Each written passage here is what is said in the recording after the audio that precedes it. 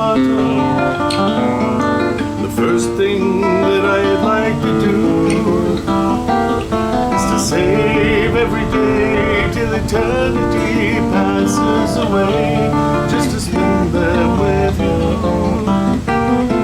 If I could make days last forever, if words could make wishes come true, I'd save every day like a treasure, and then again I would spend them with you.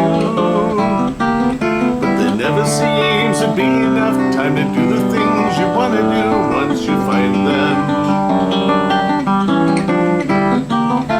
I've looked around enough to know that you're the one I want to go through time with.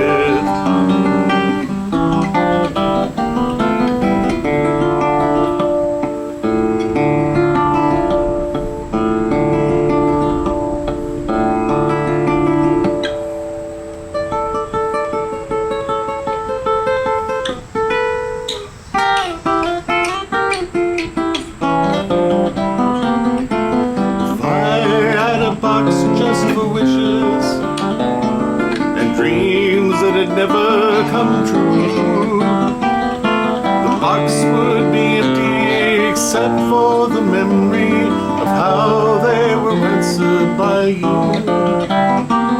But there never seems to be enough time to do the things you want to do once you find them. I've looked around enough to know that you're the one I want to go through time with.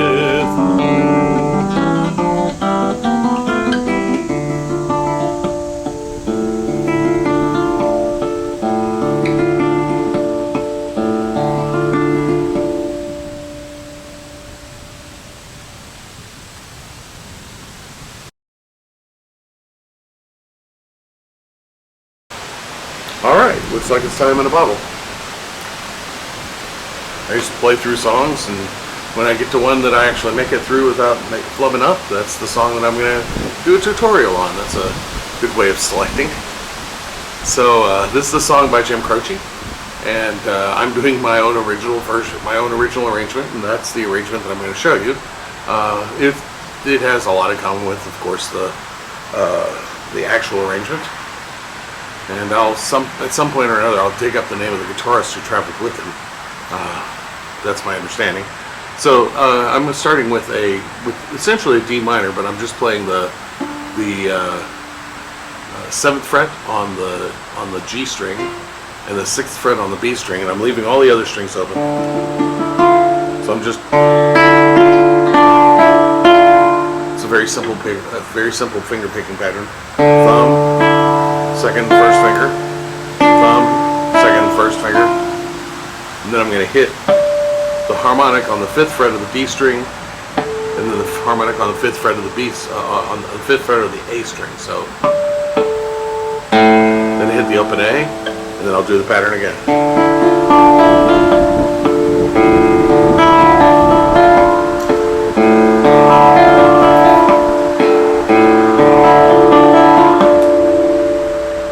And then I'll leave it with a little harmonic on the 5th fret of the B string. So that's my opening riff. I also do that riff at the ending, so that's a very ending riff that I use, and I also use it in the middle. Now here's an intro that's actually in the song.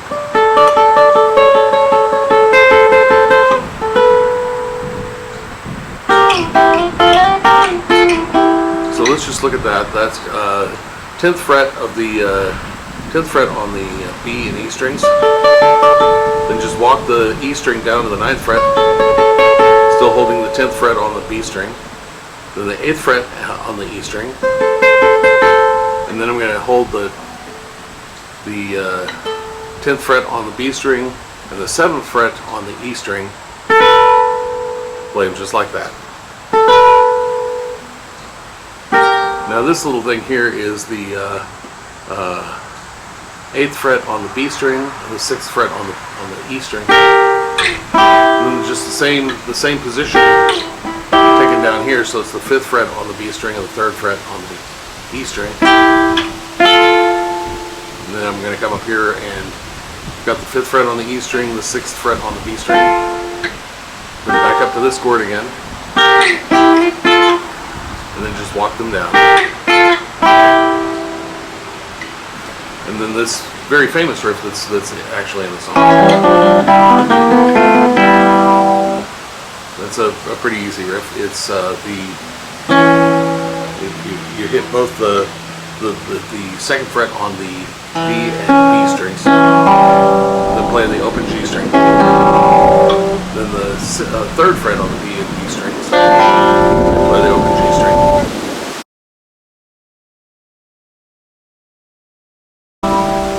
and then just the open G and E strings, then the 3rd fret on the G and E strings, and then I'm playing the open B.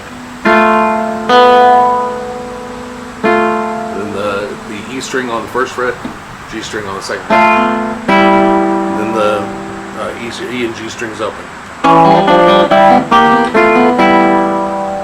So it may sound dissonant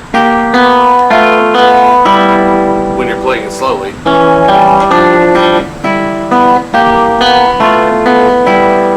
But when you bring it up to speed, it sounds good.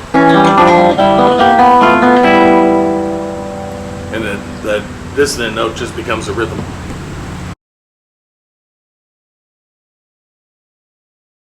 And here's the verse structure. So it's just a D minor chord. Then you take what looks like an F chord and you move it up here. So instead of playing it there, I'm playing it here. So I've got the 4th fret on the A string, 3rd fret on the B string, and I'm barring the 2nd fret on the G and B strings. And it's a very simple finger picking pattern. Just down and up. And then it's the D minor, but with a C in the bass, which is on the 3rd fret of the A string.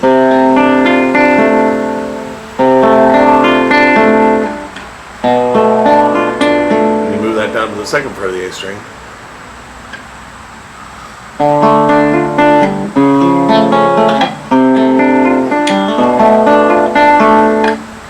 You got this nice little chord here that's a B flat. It's essentially a B flat, but the E string is open. So you got the 1st fret of the A string, the 3rd fret of the G and B strings.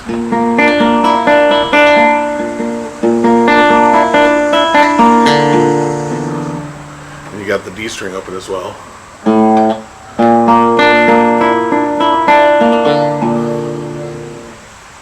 Now let me slow that finger picking pattern down again.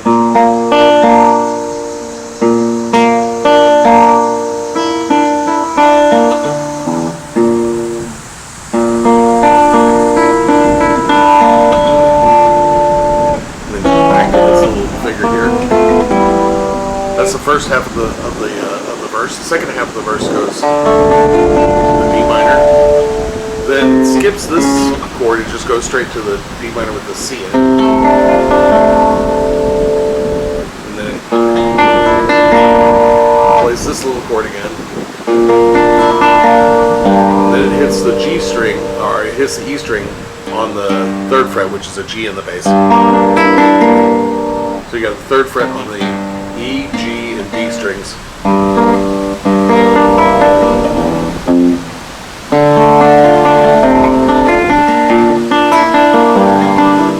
then you're back to the D minor.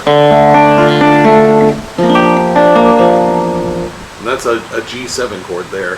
You're just barring the 3rd fret on the D, G, B, and E strings. And back to this little pattern here. So I'm going to play the verse very slowly now.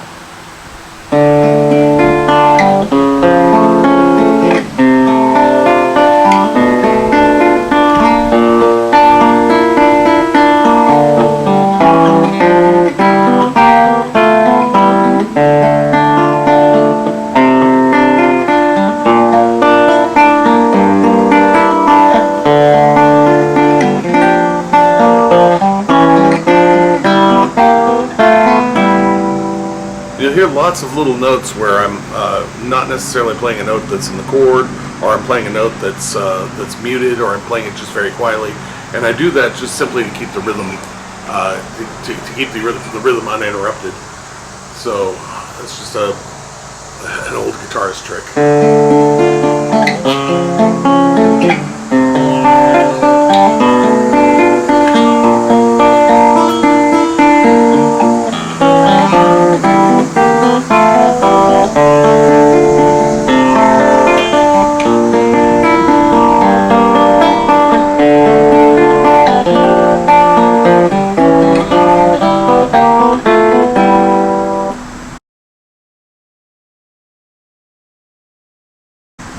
Okay, and now the verse, or the chorus, which is probably the easiest part of the song, goes over to a D major.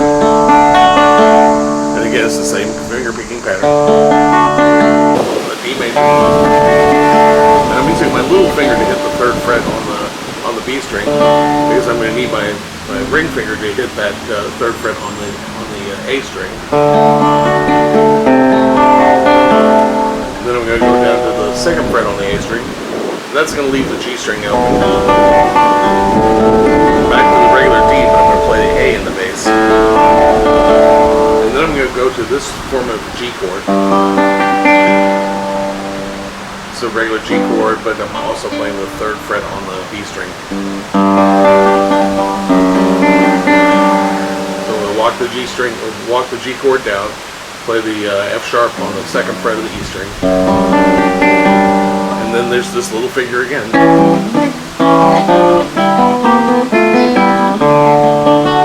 And you'd think that mixing the D minor and the D major wouldn't work, but it works just fine. Let me slow that down.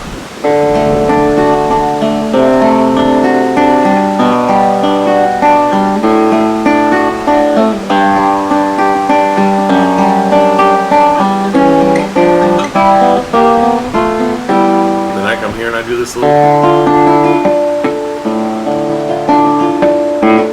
So that's where I'll come to after the chorus. So, and the structure is 2 verses and a chorus. Then I do the intro.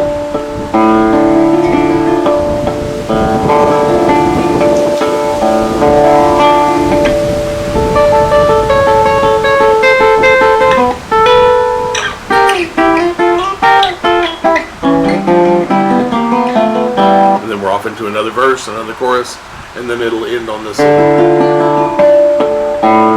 little figure here.